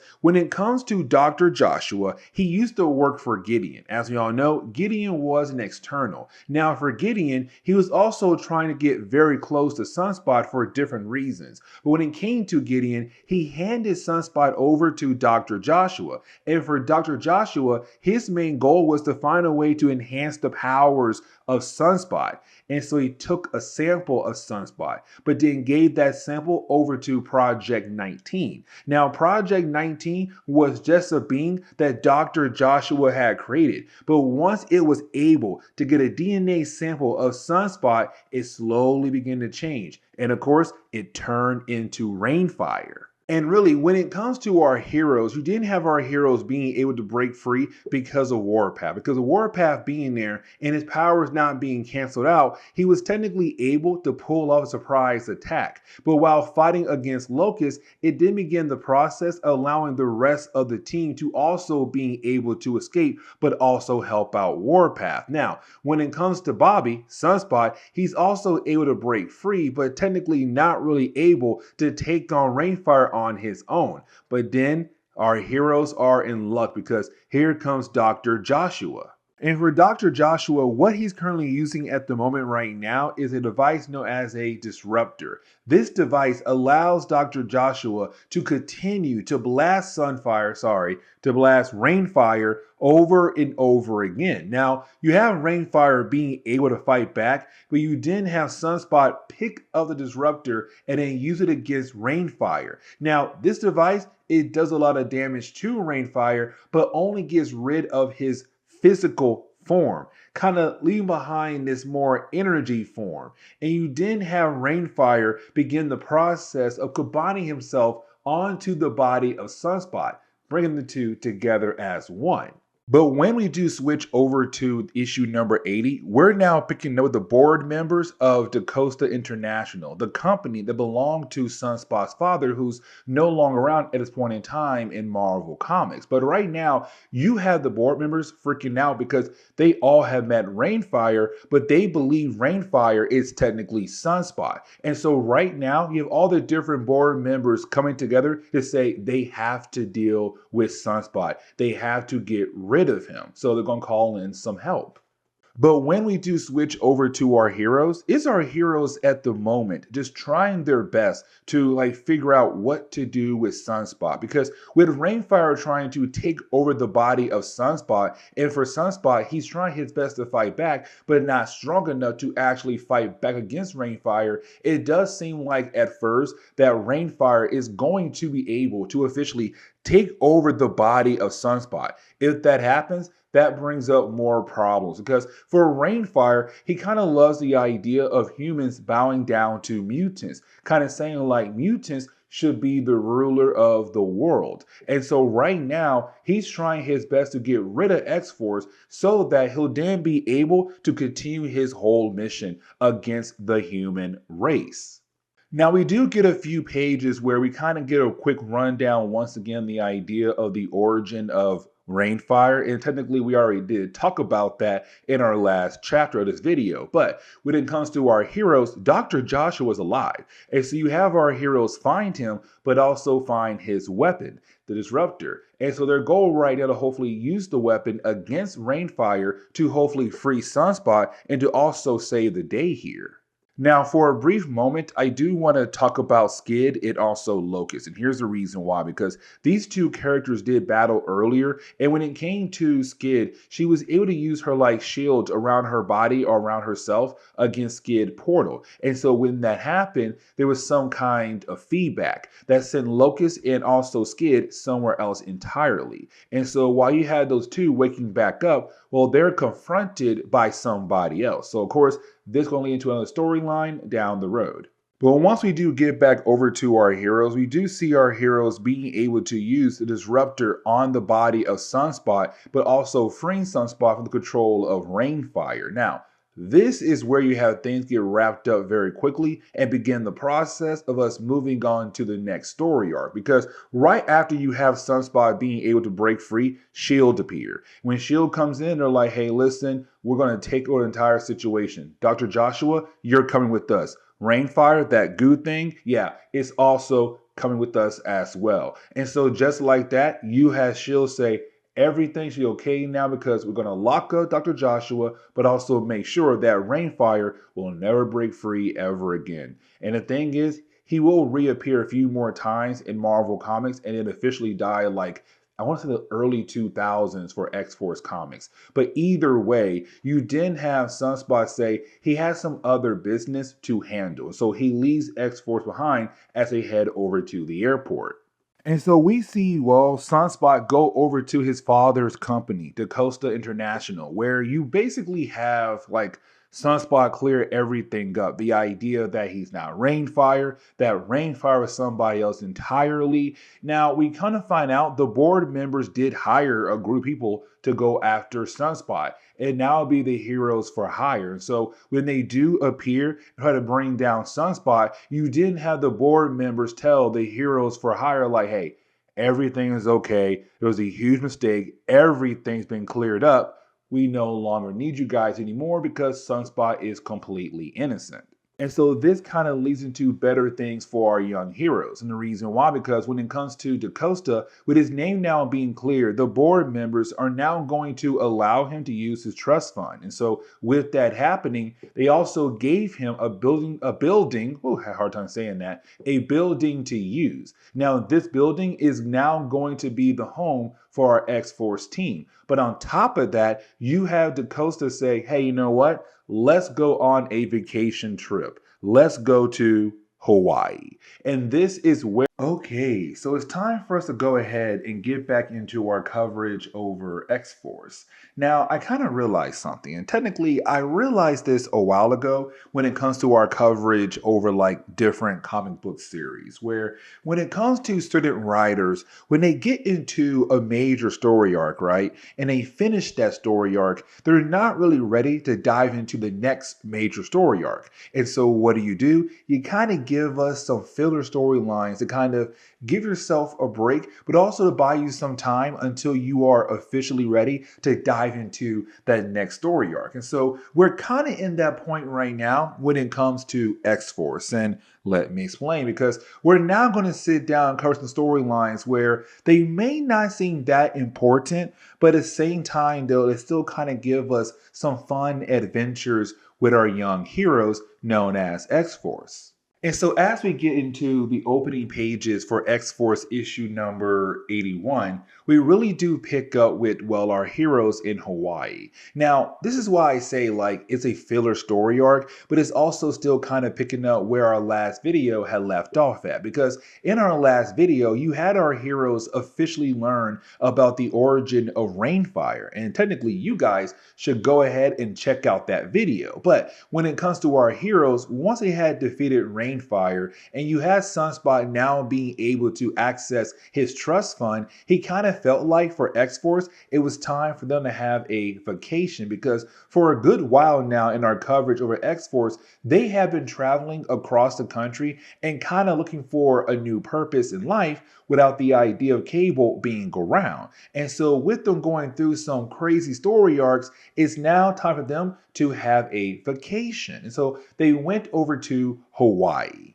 And this kind of leads into a quick reminder about what we saw in our last video, and that some of you guys were really upset about the idea of Cannonball having his girlfriend stolen away from him by his best friend, Sunspot. Yeah, you heard that right. Sunspot stole his best friend's girlfriend, Meltdown, in our last video, really 2 videos ago. And they're just like, officially going on with the idea of being a couple with one another. And so you see the two right now just out there together surfing.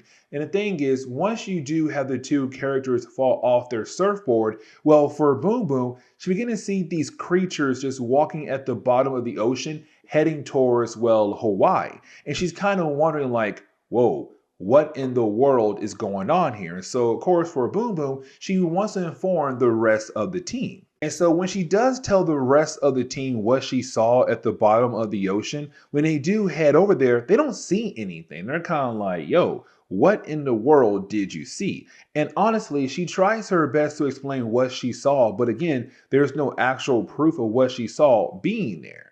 Now, we also kind of get told here that for this island in Hawaii, it still has a lot of seismic activity. And matter of fact, that'll become very important for the rest of this storyline. But while you do have our heroes wandering around the island, for Warpath, he believes that he saw somebody very familiar.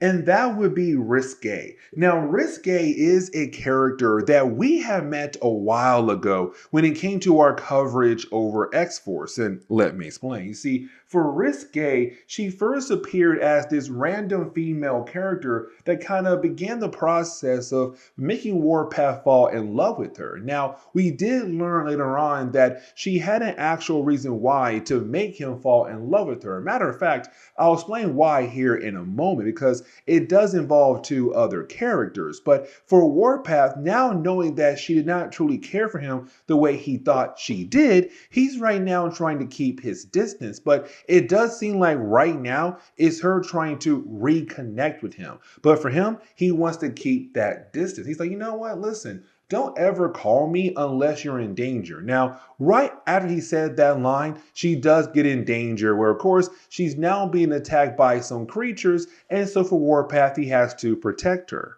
But now, this is the perfect time to explain an earlier storyline that we had covered involving, well, Warpath and also 2 other characters known as Sledge and also Vanisher. Let me explain, because earlier I said when it came to Risque, she made Warpath fall in love with her for a different reason. That reason because she worked for Sledge. And for Sledge, he needed somebody to help him out to save his friend Vanisher, who was stuck in limbo. Now, for Warpath, he was the guy that Sledge chose, and Warpath did it for him. In return, Sledge had information about what happened to Warpath tribe that kind of led into the storyline. Yeah, Warpath finally figure out what exactly happened to his tribe by the hands of Strife. But either way, though, when it comes to Risque, Vanisher, and also Sledge, they came to Hawaii to steal an artifact, the Heart of Pele, the Hawaiian goddess. And the thing is, her artifact is very connected to the volcano and also the seismic activity that's happening on the island. And so once you do have our heroes go back into the volcano, they do find Sledge. Now we also learn here that Vanisher had disappeared with the artifact. They need that artifact for two different reasons. And the first reason why is because they're being surrounded by, well, the Lava Men. Now, the Lava Men have been around for a very long time in Marvel Comics. Matter of fact, they first appeared back in Journey into the Mystery issue number 97, and I want to say it was 1963. With that being said, they are actually from the subterranean part of the Earth. And I think, if I remember correctly, they are the first race from that area. Now, I'm not going to sit down and try to explain the full origin of these creatures, but just know they want the Heart of Pele. And here's the reason why. Because over time, their actual race has been broken up into many different tribes. This group right here wants to bring all tribes together, and they believe that they could achieve that goal with the Heart of Pele.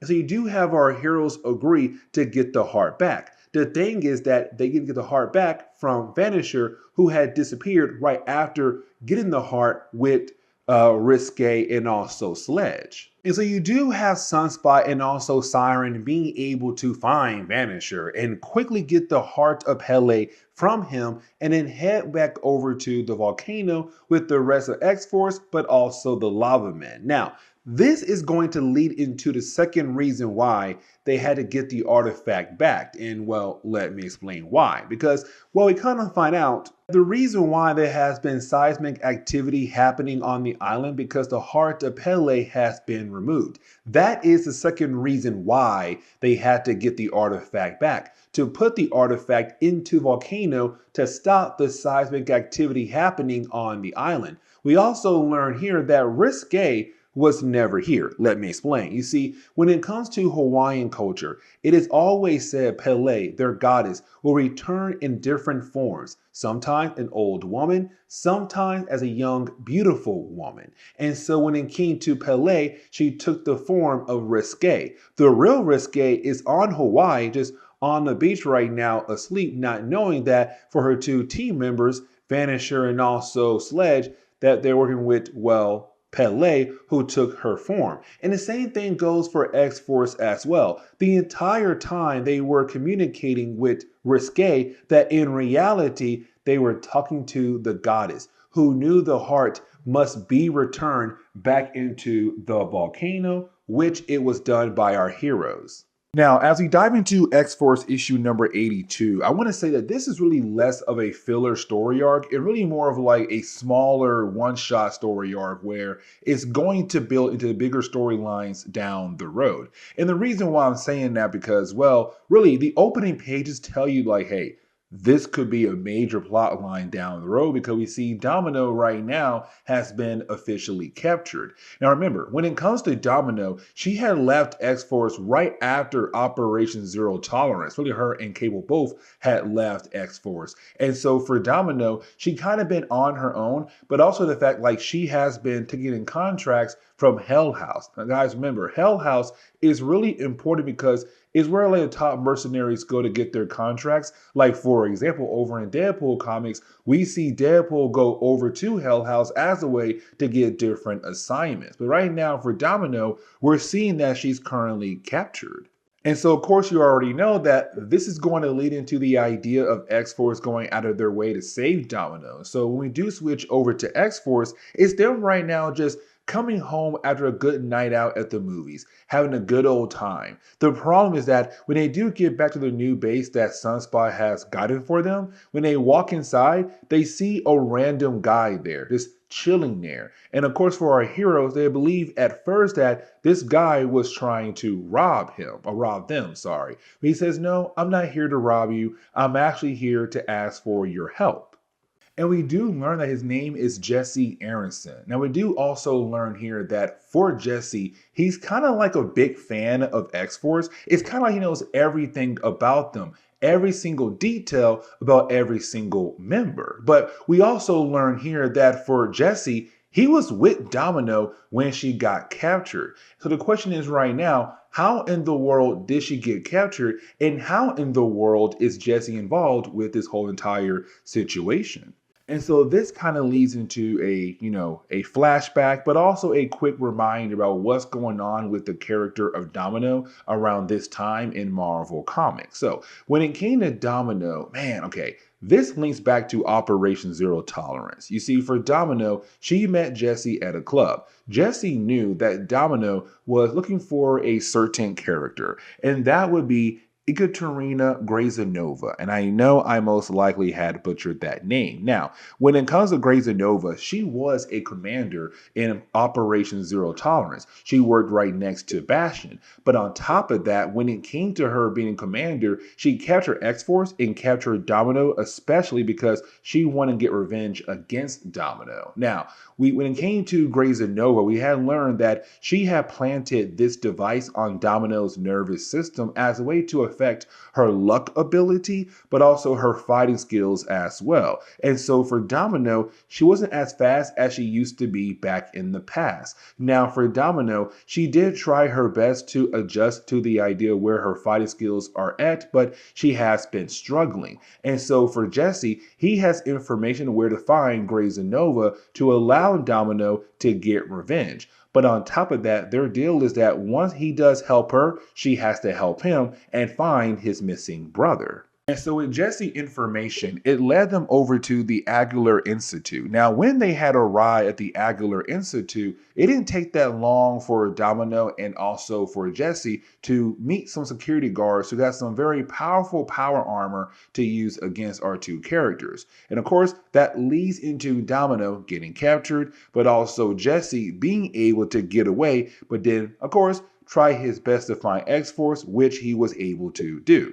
And so for our heroes, they're kind of upset with the fact that technically Jesse had left Domino behind. Now, for me personally, I'm kind of like, the dude didn't have a choice there. He literally had to leave her behind so that he would then be able to get you guys to hopefully then help her out. Because if Homeboy did not leave her behind, then most likely y'all would have never known that Domino was in danger. But either way, you do have X-Force agree to follow Jesse to where the Aguilar Institute is at to hopefully save Domino's life.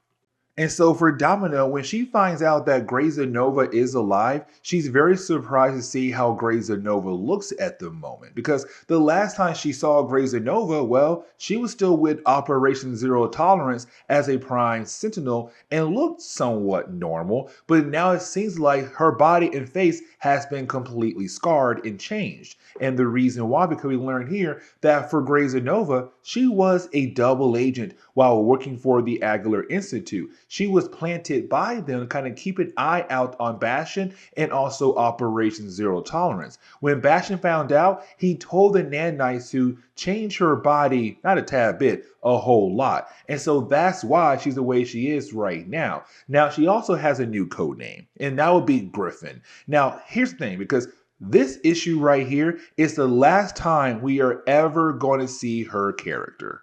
And so really, the rest of this issue is really more of us now just seeing like X-Force arrive to the base, and you didn't have the X-Force team fight against security guards, while you didn't have Jesse run into the building to hopefully save Domino's life. Because again, he did say like, hey, Domino, if I help you, you got to help me to find my missing brother. And so we do see him being able to get inside. Now, Once he does, you didn't have Jesse kind of realize what's going on with Domino. The whole idea of the device being planted right now on her nervous system. And so you have Jesse being able to use his powers to shut down the device to allow Domino to go back to her old ways again. So her luck powers are no longer being affected. Her fighting skills are no longer being affected. So now she's able to fight against Grey's Nova. Now the battle does end with Grey's Nova going out of her way to hit a self-destruct button. So for X-Force,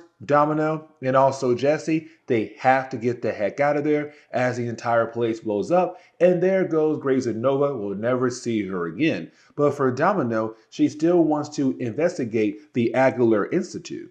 And so this kind of leads into the ending of the storyline, right? Where basically you do have X-Force go back to the base. You have Domino inform X-Force that her and Cable are like no longer talking to one another. And apparently it happened in a different Cable storyline that we have not covered yet. So when we do cover that storyline, it will take place before this storyline right here. But the book does end on the note where you really do have, the X-Force team gaining a new member, and that would be Jesse. And it also seems like Domino is also going to rejoin X-Force as well. Okay, so getting back into our coverage over X-Force, we're going to cover a two-part story arc that takes place in issues number 83 and 84. Now, with this two-part story arc, it's kind of reintroducing the idea of like New Mutants, kind of going back to the 1980s. And let me explain. You see, in the 1980s, when X-Men got really popular, you had Marvel say, hey,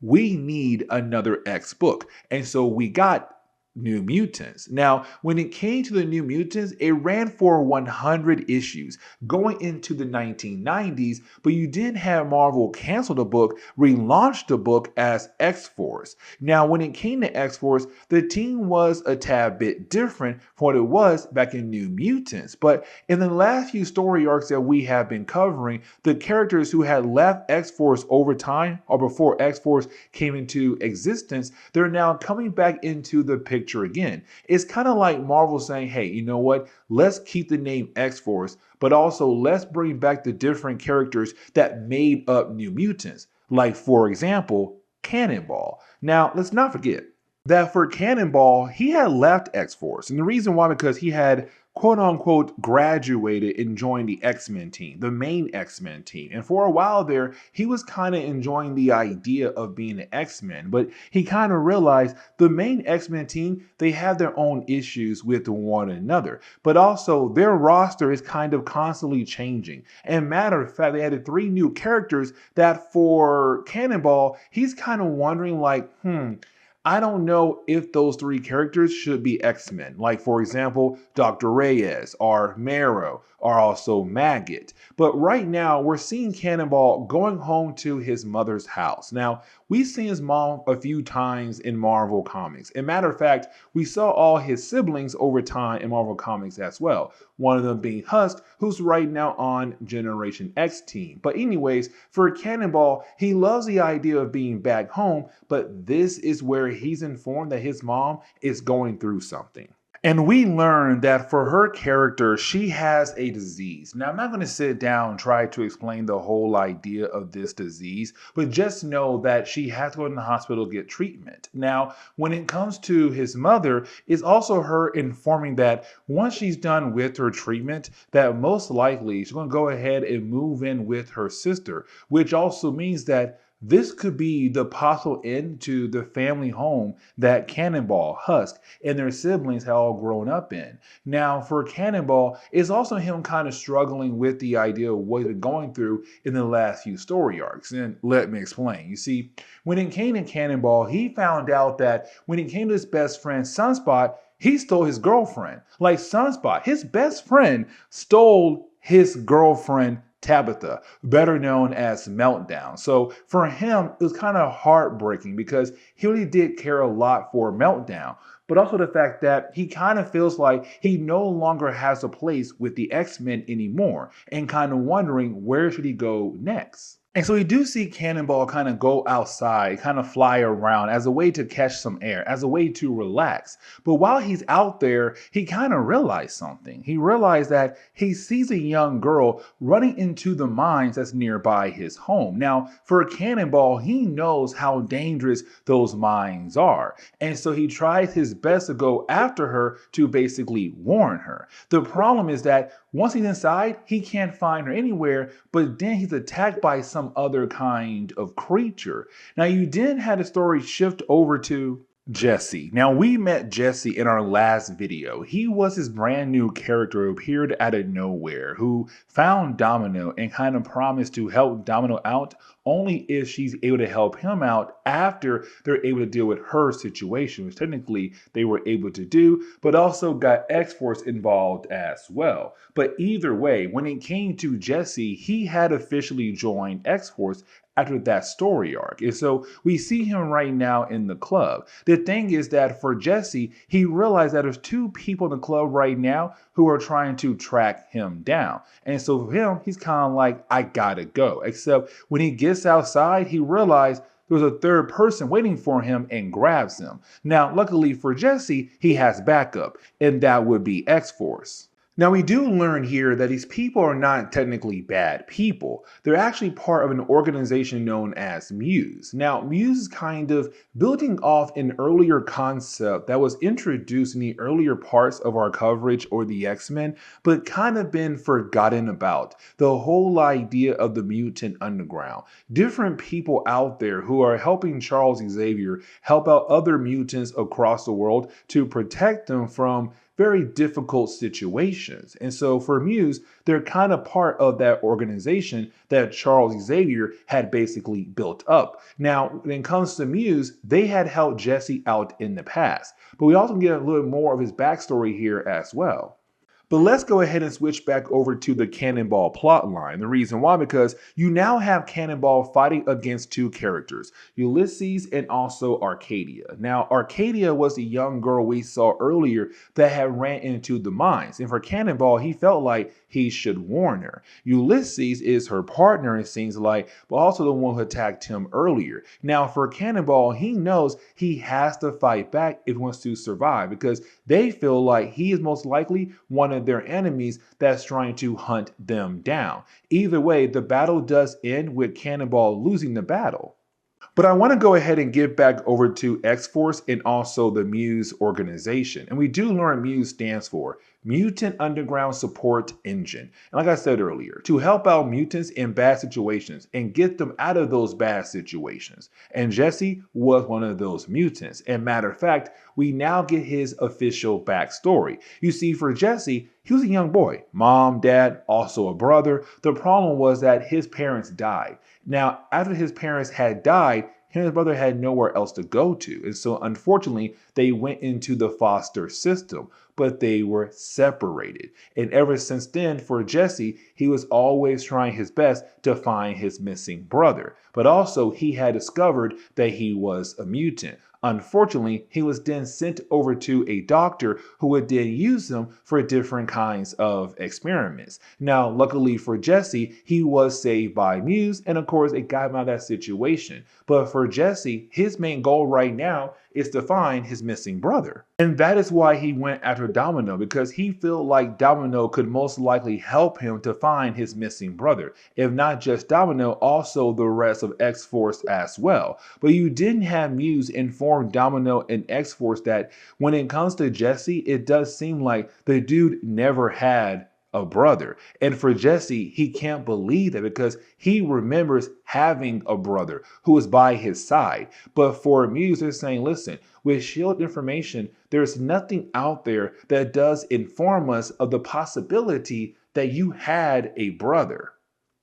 Now, this chapter does end on the note where you do have Cannonball get right back up. Now, when he does get right back up, he realizes that Ulysses and also Arcadia are now being attacked by another character known as Argos the Hunter.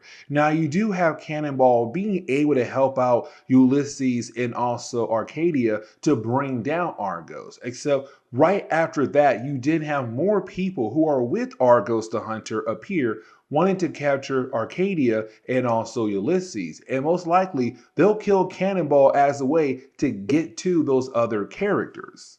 And so, as we get into the next chapter, we did pick up with the sword. Now, the sword is the group of characters like Argos the Hunter who are coming after Arcadia, apparently. Now, we don't know why they're coming after Arcadia just yet, but by the end of this storyline, we're going to know a tad bit more about her character. But for Cannonball, he kind of wishes that he had his friends next to him to kind of help out with this situation. Now, for Arcadia, she does go out of her way to steal the wallet that belongs to Cannonball to kind of see who he is. And she also sees a picture of all the different friends who, of course, are part of X-Force. And so for Arcadia, now she knows who X-Force is, and that right there becomes very important for the middle part of this chapter. And really, I should say the next part, because right after we do switch back over to X-Force, you have the different members of X-Force kind of wondering like what they should do with Jesse. Now for Domino, she's kind of like, listen, I made him a promise and I should go out of my way to keep that promise. And so we do see her kind of agree to still help him out to find his missing brother. But while they're having this conversation, the other members of X-Force, so not Domino and also Jesse, well, they get teleported away.